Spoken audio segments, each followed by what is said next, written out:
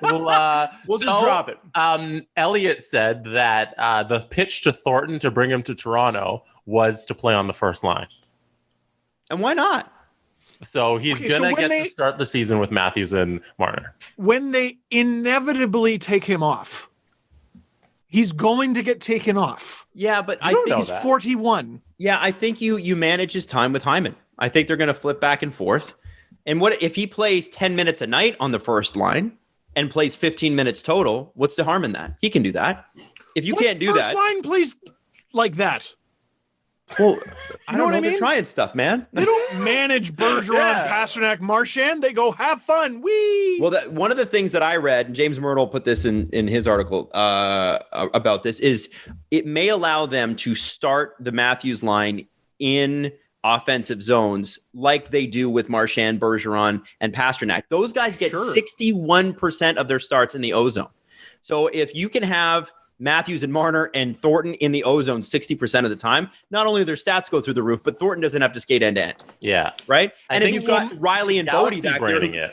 Yeah. Like Marner and Matthews carry that defensive load in terms of forwards. Yes, they have to. And they should. If you've got Riley, Bodie, or you've got Muzzin Hall, I think it's manageable on the back end. I do. Yeah. Adam, I love you. It's Brody. Sorry, Bodie. Sorry, you said it 19 times. Sorry. I know. What the hell's wrong with me? I know it's Brody. Why did I say that? Because you missed Troy Bodie. I do. He was a big fan.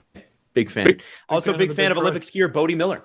Anyway, long story short, there's a lot more wheeling back there than there would have been before. Now, Muzzin is not the fastest guy in the world, but he manages his ice properly. And it'll be interesting to see where Lettinen plays too. Mm-hmm. Lettinen's a huge X factor on this team, and he's a great example of, well, how do you predict his impact on the team? He's like he's a 26-year-old guy who's spent his whole career in the KHL. Nah, the computer can do it. Stop it, Jesse. Then there's the factor of Jesse will get 0 angry tweets after this, by the way. I'm not bitter. There's also the factor of, like in 2013, there are players who have literally played 0 games. Mm-hmm. And players who have played many. And then there's Lettinen, who has played many, but has not played for so long that does it even matter? You know what I mean? He played from, I want to say September till the end of November, and now he hasn't played for over a month. I think it matters. Yeah, but like how much? Like, so how do you predict his impact? But with the roster decision, well, so far everything can change. VC with Tavares and Nylander, I think really work. Don't hate it. I like it a lot. Yeah.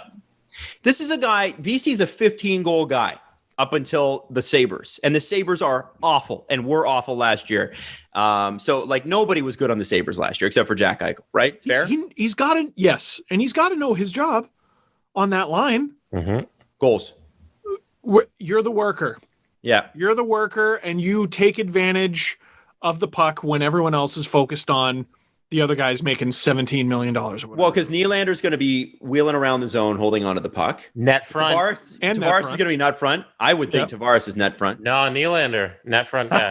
He is a net front guy. He is. That whole season. He did. Right. That line to me is the line you park in front of the net. And VC's like a relatively big guy. Mm-hmm. That line could wreak havoc. I really like it. Yeah. Big fan. I think it'd be a lot of fun.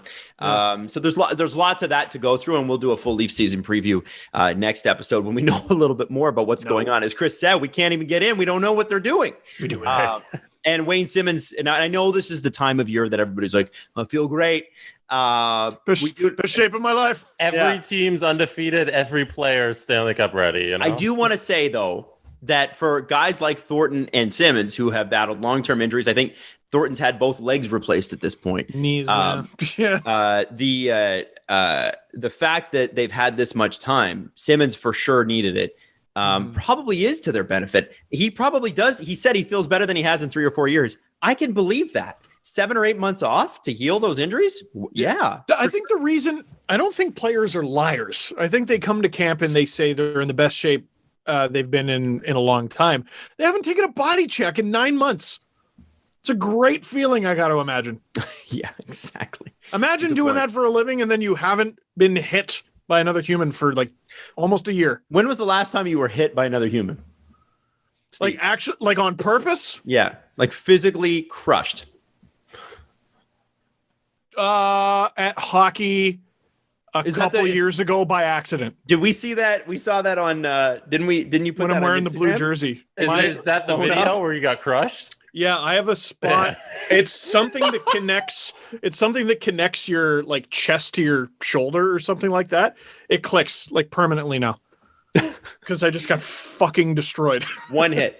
One in my entire life. Or no, I've been hit. Adult life. I've had 2 really bad hits in hockey. Both were complete accidents, but like, and both times I'm just like, how do people live this way?